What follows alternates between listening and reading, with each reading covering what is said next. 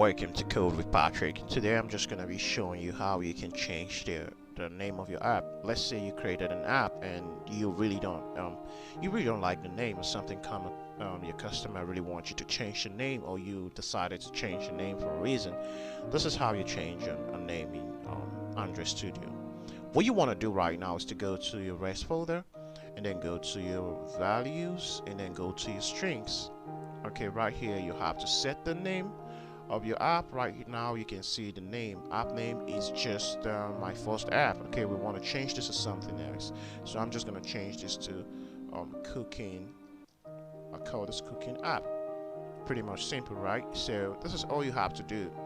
Okay, so what happened is in your manifest folder, it's gonna read for the icon, look for the icon, and it's gonna look for the string called app name, and here we have the string app name called cooking app, and that's all it's gonna do. If you watch the manifest folder here,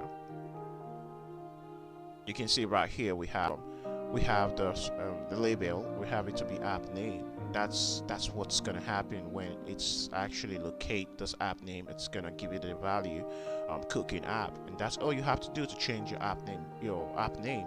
So let's run this app and see what we have.